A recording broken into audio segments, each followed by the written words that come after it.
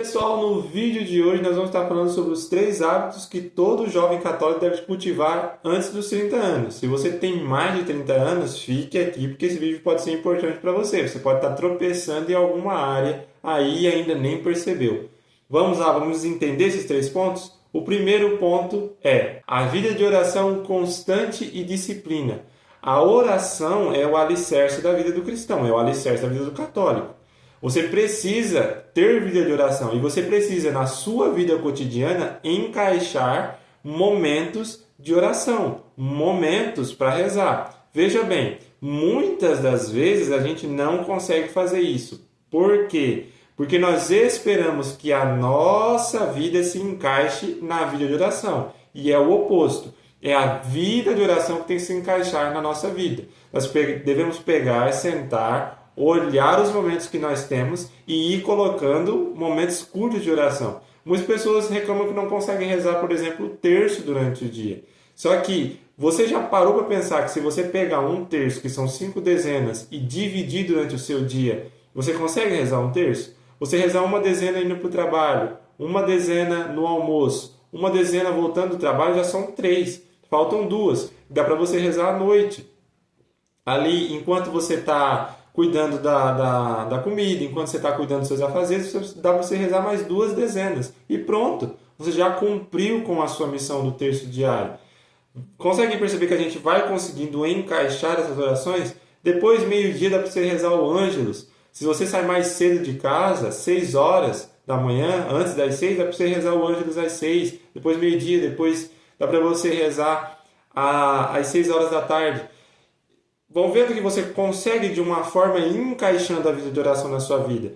O problema é o seguinte, é que muitas das vezes nós queremos transformar a nossa vida de oração na vida dos padres, na vida dos monges. Nós queremos, como os leigos que trabalham, que saem, que têm filhos e família, viver quase igual um padre ou igual um monge. E aí acontece a doença espiritual. O que é isso? A gente não consegue e acaba se frustrando. A gente acha que não vai ser santo. Por quê? Porque eu não consegui viver a vida extraordinária de ascese, de oração, e por isso eu fracassei e eu não vou ser. Não, gente, a coisa é pé no chão. Você tem que pegar a sua vida de oração e colocar ela no chão. E conseguir, dia após dia, ir construindo uma vida de oração. Ninguém espera de uma pessoa que tenha 3 filhos, um esposo ou uma esposa de trabalhar fora de casa, reze como os monges.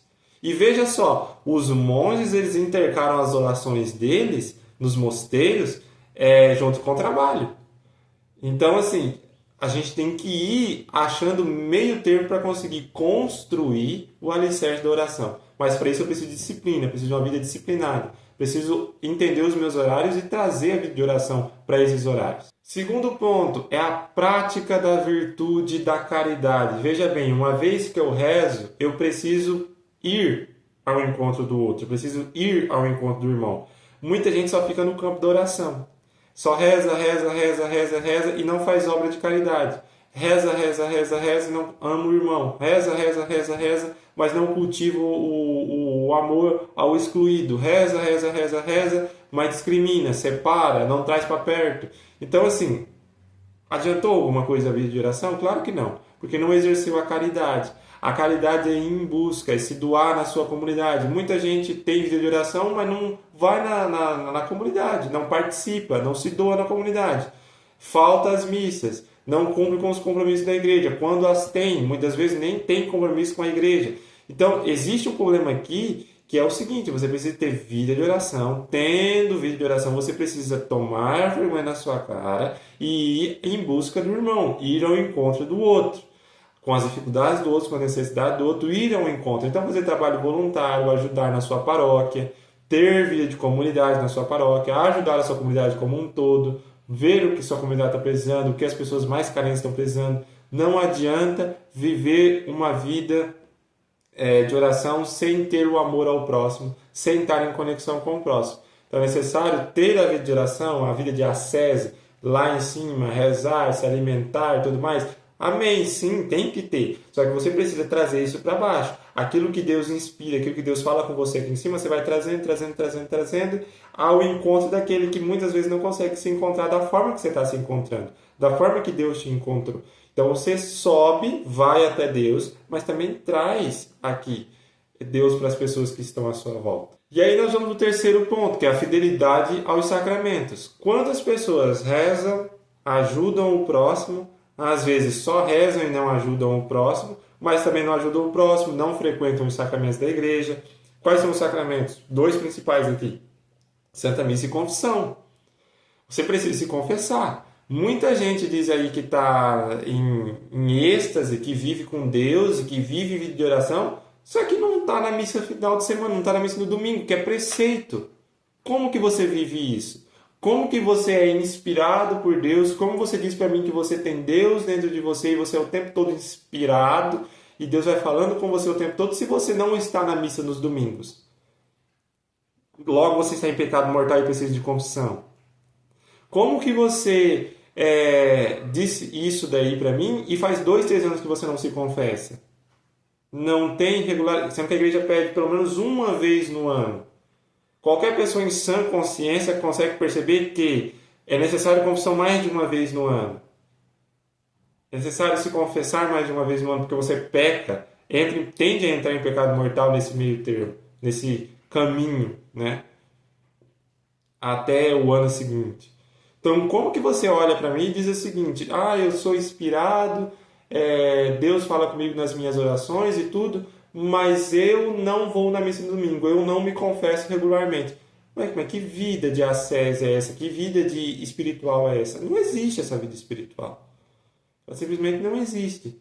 É uma invenção da sua cabeça que você está criando, e Deus falando com você são as vozes da sua cabeça, né? As vozes aí que estão falando com você, e você acha que é Deus falando com você, porque uma pessoa que não tem fidelidade aos sacramentos, que não comunga, gente, Jesus real presente na Eucaristia, como é que você nega Jesus presente real na Eucaristia, não vai lá, não comunga, e Deus vai visitar você na sua casa e vai falar particularmente com você, diretamente com você, você sem comunhão?